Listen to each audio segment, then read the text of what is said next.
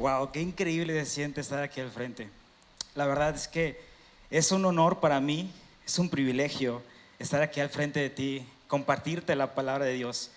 Estoy muy emocionado, para serte muy sincero, muy alegre, muy contento de estar aquí al frente, de que los pastores me dieran nuevamente la oportunidad de estar aquí al frente de ti y compartirte la palabra de Dios, porque es una gran responsabilidad. Y como siempre lo he dicho, qué bueno que estés aquí. Esto ya es algo que yo vengo diciendo y qué bueno que hayas tomado el tiempo de invertir y venir a escuchar la palabra de Dios.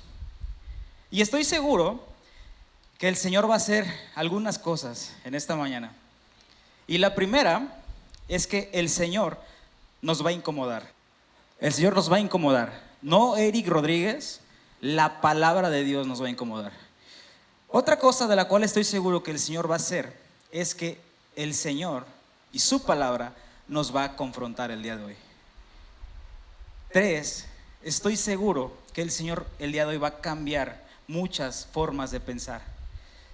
Y número 4, genuinamente creo que en esta mañana el Señor va a darte y a darme un nuevo corazón para amar, para perdonar, para dar de gracia lo que hemos recibido de gracia y para dar misericordia a las personas. Amén. ¿Cuántos quieren un nuevo corazón? Yo lo quiero.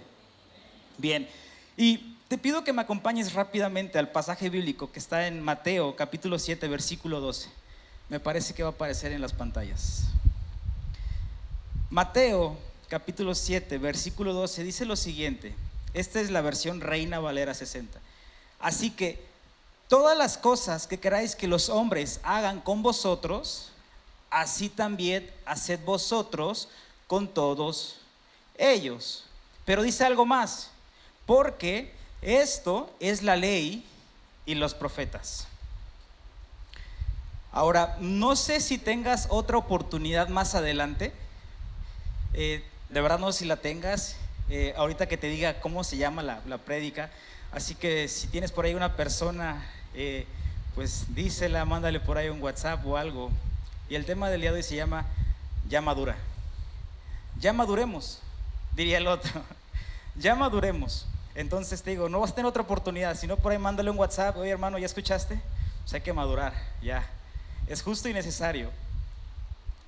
Entonces, cuando Jesús hablaba acerca de Mateo 7:12, dice realmente lo que ustedes deseen que hagan con ustedes, primero ustedes deben hacerlo con el otro.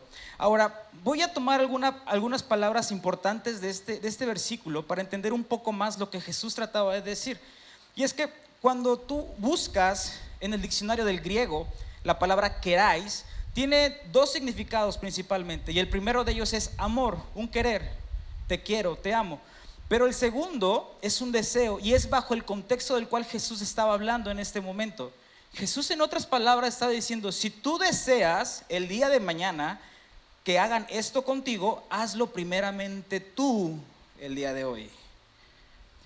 Pero es increíble después cuando tú sigues leyendo, porque si no me equivoco, del capítulo 5 al capítulo 7, que son prácticamente es todo el sermón del monte, una sola vez Jesús dice esto, porque esto es la ley y los profetas. Antes de eso no lo dice Jesús. Y Jesús termina cerrando esta enseñanza de reacción entre prójimos, esta enseñanza de cómo tú debes de comportarte, de reaccionar cuando alguien te ofende, cuando alguien te humilla, cuando alguien te lastima. Jesús termina diciendo esto con la regla de oro: trata a los demás como quieres ser tratado. Porque si tú haces esto, ¿qué crees? Cumples la ley. Cumples todo lo que la ley dice. Pero ¿qué crees? También cumples todo lo que los profetas ya habían hablado. Ahora, algo es increíble. Y es que tú debes de saber algo. Y es que la ley del talión, de la cual nos hablaba Roger la semana pasada, y lo que era el Torá, era el día a día de los judíos, Era su día a día. Entonces Jesús termina y cierra esta enseñanza del cómo debes tratar a tu prójimo. Y Él te dice, si tú deseas que hagan esto contigo, primeramente, hazlo tú. Durante todo este mes hemos estado aprendiendo acerca del Sermón del Monte. En días anteriores, el pastor Frank iniciaba esta nueva serie Y uno de los primeros temas del cual me encantó, hablaba el pastor Frank del praus de Dios. ¿Alguien recuerda qué es el praus de Dios? Es la fuerza bajo dominio. Es lo que hablaba el pastor Frank. Otra cosa que después el pastor Frank nos compartía era acerca de la misericordia. Decía el pastor Frank: ¿cuántos hemos recibido misericordia? Asimismo tenemos que dar misericordia. Y la semana pasada Roger hablaba acerca de la segunda milla, hablaba acerca de que si alguien te da una bofetada, pongas la otra mejilla. Y hay dos cosas que quisiera recordar porque creo que son muy importantes recordarlas. Y en lo personal, incomodó mucho mi corazón la semana pasada y me confrontó primeramente a mí. Y algo que Roger nos compartía acerca era que si estamos dispuestos a renunciar a nuestros derechos y privilegios, a pesar de que sabemos que tenemos el derecho de hacer algo. Cuando Roger lanzaba esta pregunta, yo me ponía a pensar, digo, wow, ¿cuántas veces no he estado dispuesto a renunciar a algo que yo sé que tengo el derecho, algo que yo sé que me he ganado? ¿Cuántas veces no hemos renunciado? Pero decía Roger, esto es lo que vino a enseñar Jesús. Tienes que renunciar a tus derechos para reconciliarte. Y la segunda cosa que Roger compartía, que de verdad hizo algo en mi cabeza, fue: la segunda milla desgasta nuestra idea de cristianismo. Cuando escuchaba a Roger decir esto, comenzaba a profundizar en esta idea. Y es que a veces tenemos esta idea tan falsa de creernos los mejores, de creernos los más capacitados, los más talentosos, con más dones, los mejores en algo, los más santos. Y esta idea falsa que nos hemos creado nosotros mismos acerca del cristianismo nos limita a amar y a tratar a las personas como quisiéramos que nos tratasen a nosotros mismos, iglesia. Por eso cuando Jesús viene y se encuentra con todos estos falsos preceptos, les dice únicamente algo: trata como quieras ser tratado. Trata como quieras ser tratado. Porque Jesús viene y comienza a romper todo pensamiento que estaba en ese momento de que no hagas lo que no quieras que te hagan. Esto evitaba el mal. Claramente Jesús no decía esto. Y cuando tú y yo comenzamos a leer la ley el sermón del monte, comenzamos a ver que cada vez que Jesús decía algo, iniciaba con: habéis oído que debes de bendecir a tu prójimo y maldecir a tu enemigo. Habéis oído, pero después decía: pero yo les digo. Esto habla de que por mucho tiempo los judíos aprendieron algo incorrectamente, pero Jesús después les decía: ahora yo les doy una nueva enseñanza que deben de aprender. Pero yo les digo, iglesia, y creo que en este día el Señor a ti y a mí nos está diciendo: hey, iglesia, han aprendido tal vez algo incorrectamente, pero el día de hoy el Señor viene y nos dice: pero yo les digo y les doy una nueva enseñanza que debemos de aprender. ¿Cuántos quieren aprender aquí lo nuevo del Señor? Yo quiero aprender lo nuevo del Señor. Entonces, ¿cuántos queremos aprender lo nuevo del Señor? Yo quiero aquello que nos reta, aquello que nos incomoda, aquello que nos confronta, aquello que nos saca de nuestra comodidad. Esto es lo nuevo del Señor. Y aquello que desgasta nuestra idea falsa de cristianismo, nuestra idea de que somos los mejores por lo que tenemos, por lo que somos, porque tenemos tal vez una posición en el mundo, o porque tal vez tenemos una posición aquí en el ministerio. Y me encanta porque Jesús es totalmente radical y puso la vara más alta todavía.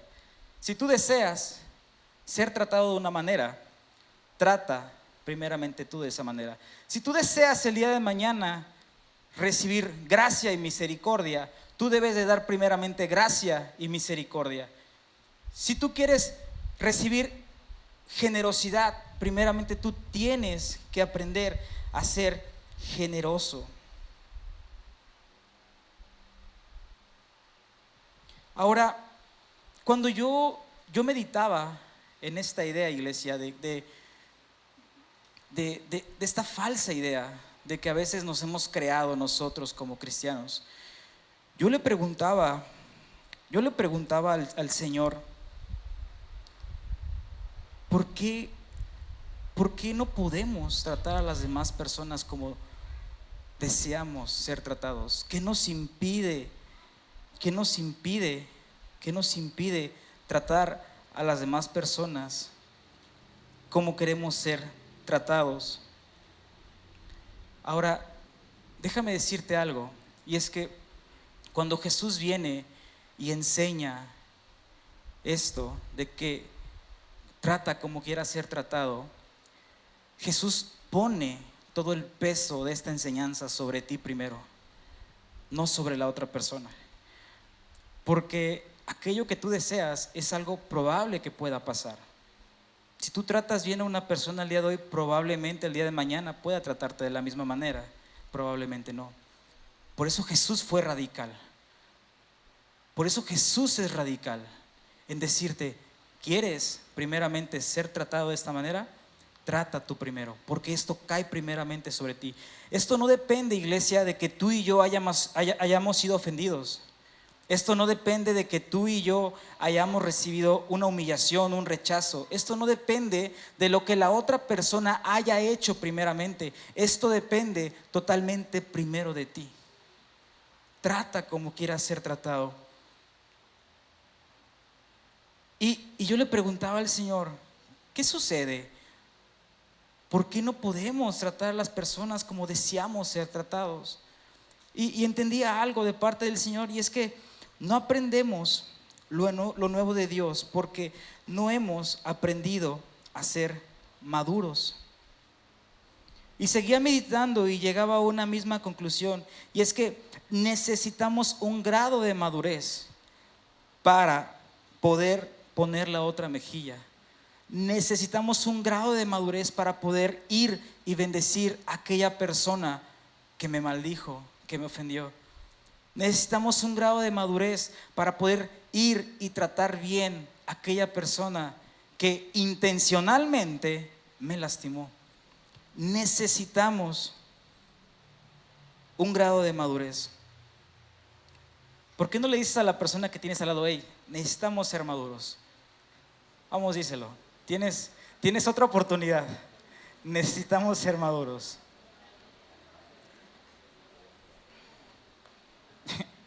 Ahora yo le preguntaba lo siguiente al Señor. Y le preguntaba al Señor: Padre, ¿cómo podemos identificar a alguien que ha aprendido a ser un discípulo maduro? Yo le preguntaba: Padre, ¿cómo podemos identificar a un discípulo que ha aprendido a ser maduro? Y lo primero que entendía de parte del Señor era esto: el discípulo que ha aprendido a ser maduro está dispuesto a reaprender. Te pido que me acompañes al libro de Lucas, capítulo 5, versículo 36, 39. Wow, no sabía que aparecía aquí. Miren, tanto tiempo y yo me estoy matando aquí. Dice la palabra: luego Jesús, soy bárbaro, disculpe.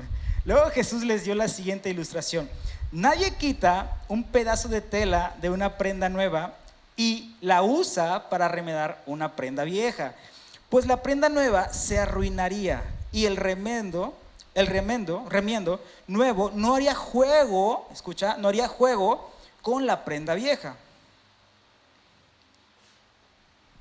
Nadie pone vino nuevo en cueros viejos, pues el vino nuevo reventaría a los cueros, el vino se derramaría y los cueros quedarían arruinados.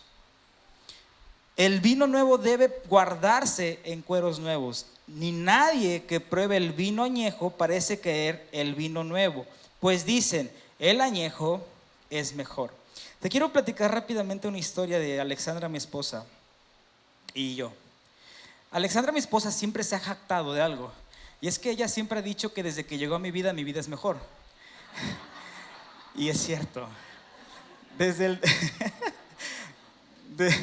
Desde que Alexandra, mi esposa, llegó a mi vida mejoró muchísimo.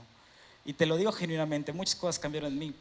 Y otra cosa de la cual mi esposa Alexandra se jacta siempre que tiene la oportunidad, es de que dice Alexandra, cuando yo conocí a Eric, una de las cosas primeras que dice Alexandra, mi esposa, es: estaba todo tilico, es cierto, estaba todo flaco. Pero la segunda cosa que dice mi esposa es: yo le enseñé a vestir. Mi esposa dice que yo antes tenía una forma peculiar de vestir, por no decir otra palabra. Dice mi esposa que tenía una forma rara de vestir. Y te estoy hablando de esto del 2015, 2016, a la fecha. Bueno, dicen algunos que todavía la tengo. Pero mi esposa Alexandra, en algún momento, tuvimos una como discusión, no sé cómo decirlo, una plática, un intercambio de palabras. Porque yo tenía un short. ¿Alguien recuerda la marca Abercrombie? ¿Alguien utilizó esta marca Abercrombie? Sí, ahí está mi hermano Juanjo. Yo antes tenía un short increíble, a mí me encantaba. Un short como tipo playero, con franjas amarillas, pero este amarillo de mírame a fuerza, y franjas amarillas y franjas blancas, a mí me encantaba. Alexandra lo odiaba. Cuando nos casamos y me llevo obviamente toda mi ropa, Alexandra dice: ¿qué es esto? ¿En serio te pones esto? Yo dije: pues claro. Entonces, en algún punto, recuerdo un día perfectamente que me pongo este short y me lo pongo con una camisa. A mi parecer, a mi propio entendimiento, yo me veía genial. Pero Alexandra, mi esposa, dice: ¿qué te pusiste? Nada que ver, no hace juego esto, no hace juego la camisa con el short, rayas con rayas, nada que ver. Y yo recuerdo que me había puesto una playera de rayas y me dice: no hace juego. Y aquí termina la historia y quiero llegar a esto. Iglesia, tu viejo hombre no hace juego con lo nuevo de Dios. Nuestro viejo hombre no hace juego con lo nuevo de Dios. Cuando tú y yo tratamos de llevar aquello viejo cada vez que venimos aquí a la iglesia o cuando llegamos al Señor, ¿qué crees? Nos vemos horribles. Arruinamos el outfit que el Señor tiene para nosotros. Y me ponía a pensar que a veces nuestros viejos preceptos, nuestras viejas ideas, todo aquello viejo que venimos arrastrando ya tal vez de hace mucho tiempo, no hace juego con lo nuevo de Dios que quiere darte a tu vida y a mi vida. Está horrible. Está horrible. Y por eso entendía en la semana cuando hacía este mensaje que un discípulo que ha aprendido a madurar, ha aprendido a reaprender, a desaprender para aprender, a desechar lo viejo para comenzar a aprender lo nuevo. Podemos identificar a una persona que ha aprendido a madurar porque está dispuesto a ser humilde y decir: voy a aprender lo nuevo. He aprendido que tal vez esto que vengo mostrando, que vengo enseñando, que vengo predicando, está mal. O tal vez hay que mejorarlo, hay que pulirlo. Pero necesitamos ser humildes y maduros para decir: necesito aprender lo nuevo del Señor. Porque esto no hace juego. Esto no hace juego. La segunda cosa que entendía de parte del Señor es que un discípulo que ha aprendido a ser maduro, ha aprendido a dejar su comodidad. Te pido que me acompañes a Génesis 37, 28. Dice: entonces, cuando se acercaron los ismaelitas, que eran mercaderes madianitas, los hermanos de José lo sacaron de la cisterna y se lo vendieron por 20 monedas. Ahora, todos conocemos la historia de José, ¿cierto? Para entender un poco más esto, todos sabemos que lo que Dios le había hablado a José en sueños se cumplió, ¿cierto o no? José llegó a ser el gobernador de todo Egipto, llegó a ser la cabeza de Egipto. O sea, un hebreo llegando a una tierra extranjera, siendo gobernador. Dios cumplió sus sueños. Pero para entender mejor este punto, necesitamos que recordemos cómo era José. ¿Alguien recuerda cómo era José antes de que Dios lo sacara de su comodidad? José era el consentido de papá. José era un mimado. José era un chismoso, porque la palabra dice que José iba y le decía a su papá todo lo de sus hermanos. José tenía viejas ideas. José tenía viejos preceptos. Y Dios sabía que José no podía ser el gobernador de Egipto si José arrastraba con esas viejas ideas. Y lo que tuvo que hacer Dios era permitir que sus hermanos lo vendieran para que saliera de su comodidad. ¿Cuántos saben aquí que la casa es nuestro mayor lugar de comodidad? Tú a tu casa puedes llegar y quitarte los tenis, los zapatos, la camisa, te quedas como quieras quedarte, y nadie te puede decir nada, ¿cierto o no? Muy difícilmente te van a decir algo. O sea, tú puedes ir a tu baño, a tu WC y quedarte las horas que quieras quedarte y nadie te puede decir apúrate. Bueno, tal vez sí, tu esposa, pero a lo que trato de llegar con esto es que tu casa representa tu comodidad, y para José eso representaba. Y José tuvo que aprender a salir de su comodidad. Déjame platicarte algo. Antes de que yo me casara con Alexandra, mi esposa, muy difícilmente yo hacía algo en casa de mi abuela. Yo viví toda mi vida en casa de mi abuela. Mi mamá contrataba a una persona para que hiciera todo, el aseo, todo. Si me preguntas si me arrepiento, no me arrepiento. Gloria a Dios, qué chido, ¿no? Sí, que yo lo tuve.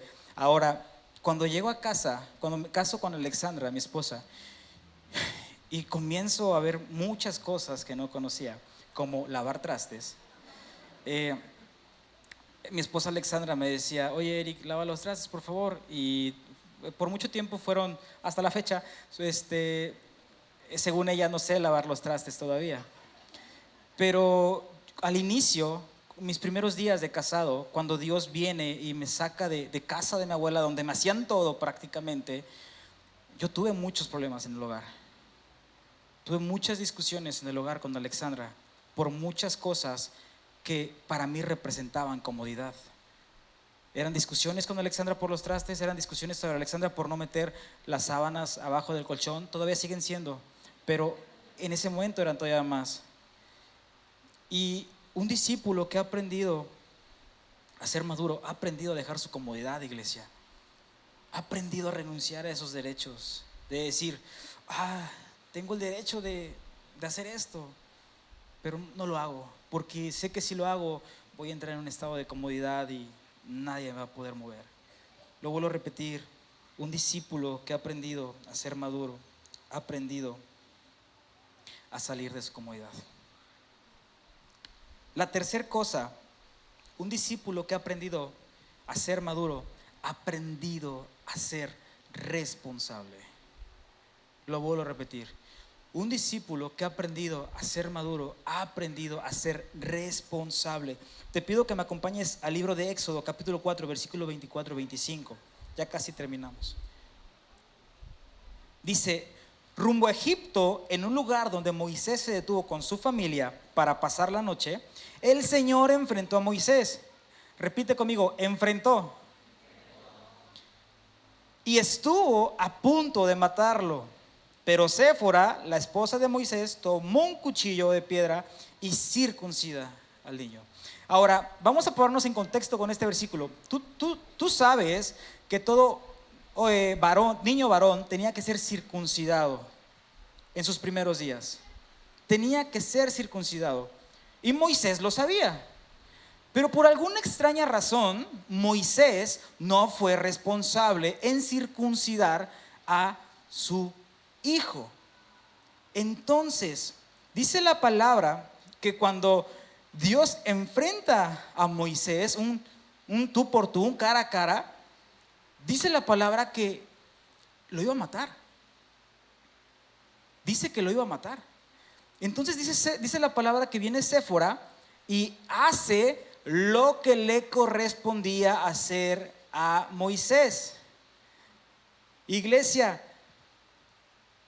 si somos realmente discípulos, Tenemos que aprender a ser responsables. Iglesia, no podemos ir por la vida, ir culpando a las personas de lo que nos pasa.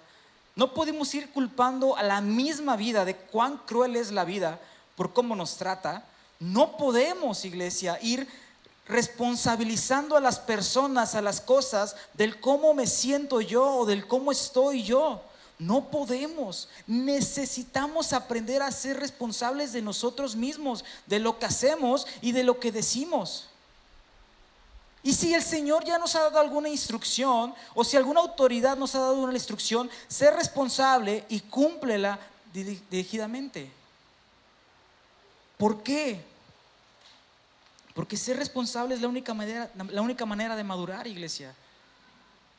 Y tenemos que aprender a ser responsables. Déjame decirte por qué.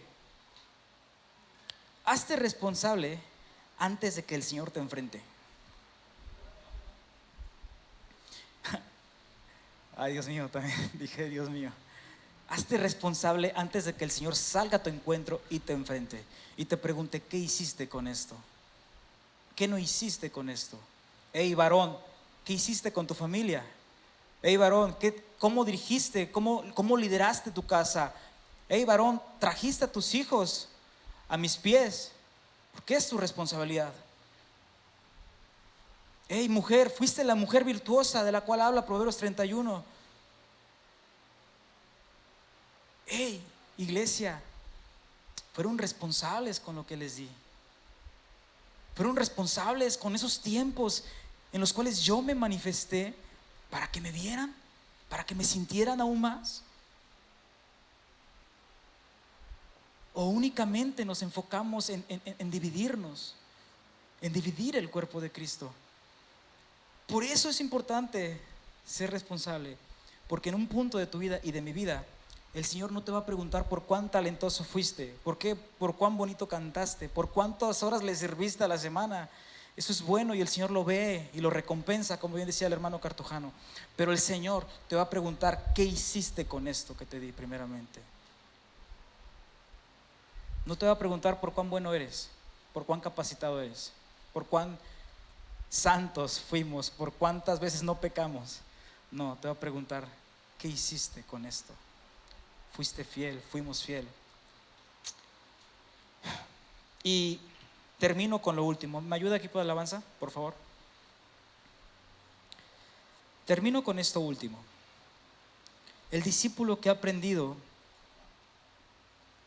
a madurar, ha aprendido a perdonar.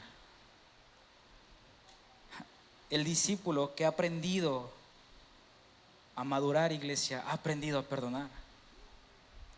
Te pido que me acompañes rápidamente a Lucas 23, versículo 34. La palabra dice así: Jesús dijo: Padre, perdónalos, porque no saben lo que hacen. Y los soldados sortearon su ropa tirando los dados. Quiero que te imagines esta escena conmigo. Es Jesús siendo crucificado. Es Jesús agonizando en la cruz por ti y por mí. Y aún después de que está siendo crucificado, dice la palabra que los soldados agarraron su ropa, sus túnicas, y no obstante de: hey, te la regalo, dice que echaron un juego de azar, aventaron dados, una mayor burla. Vamos a ver quién se queda con esta ropa de este judío. Y me encanta cómo Jesús dice lo siguiente: Padre, perdónalos, porque no saben lo que hacen. Ahora, la pregunta es: ¿realmente no sabían lo que hacían? Claro que sabían que estaban matando a un inocente. Tal vez su ignorancia, sus viejos preceptos no le permitieron ver a ellos que Él era Dios, que era Jesucristo el Dios. Sus viejos preceptos no lo permitieron ver eso, pero sí sabían lo que hacían. Ellos sí sabían que estaban matando a un hombre inocente. Ellos sí sabían que estaban regalando su ropa a través de un juego de dados. Ellos sí sabían cuando estaban golpeando a Jesús en su espalda cuando lo estaban golpeando cada vez que iba caminando con la cruz y lo golpeaban. Ellos sí sabían cuando lo bofetearon, cuando le escupieron en la cara, cuando se estaban mofando o burlando de Jesús. Ellos sí sabían lo que hacían. Pero me encanta, y aquí la palabra clave es Padre. Jesús se dirige a su Padre. Jesús no perdona, dice, te perdono, yo los perdono. Jesús se dirige a su Padre para perdonar, porque Él sabía de dónde venía el perdón. Él sabía de dónde proviene el perdón, iglesia. Por eso la palabra dice Padre. Jesús clama a su Padre, porque tal vez Él en lo que estaba pasando le hacía difícil perdonar, tal vez. Pero Él se dirige al Padre, intercede por ellos y le dice: Padre, perdónalos porque no saben lo que hacen. Después de todo lo que le hicieron, Jesús dijo: Padre, perdónalos. Y tal vez tú y yo lo que necesitamos el día de hoy para aprender a perdonar es decir: no te perdono, Padre, perdónalo porque habló mal de mí. Yo tal vez me es difícil perdonarlo, pero sé de dónde viene el perdón, porque de mí nada bueno sale, porque sé que todo lo bueno que sale de mí es de Dios, proviene de Dios, no de mí. Por eso tal vez a ti y a mí nos es difícil perdonar a alguien, pero por eso Cristo viene y dice: Padre. ¿A quién debemos dirigirnos? Al Padre. Padre, perdónalos porque me calumniaron. Padre, perdónalos porque me ofendieron. Padre, perdónalos porque esa persona, el hermano, está hablando chismes de mí. Padre, perdónalos porque me lastimó.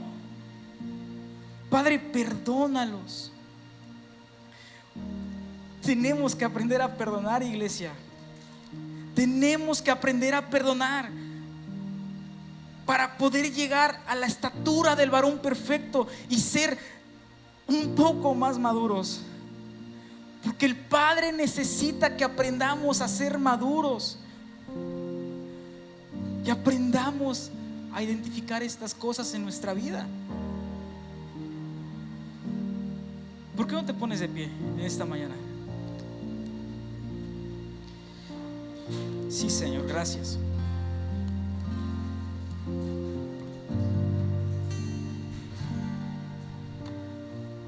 Señor, Padre, en esta mañana yo te pido que todos los que estemos aquí, Señor, menguemos, Señor, para que tú crezcas. Padre, te pido que cada persona que está aquí, Señor, muera, Señor, para que tú crezcas y seas fortalecido, Señor, en nuestro hombre interior. Amado Espíritu Santo, te pido que quites toda división de esta iglesia, Señor. Toda división que quiera separar al cuerpo, Señor, de Cristo. Amado Espíritu Santo, te pido en esta mañana que vengas y que nos capacites para ser un poco más maduros, Señor, y aprendamos a reaprender, Señor, que aprendamos a salir de nuestra comodidad, a renunciar a derechos, a ser más responsables. Pero, Señor, enséñanos a perdonar en esta mañana, Señor. Gracias, amado Espíritu Santo. Gracias, porque estoy seguro, Señor,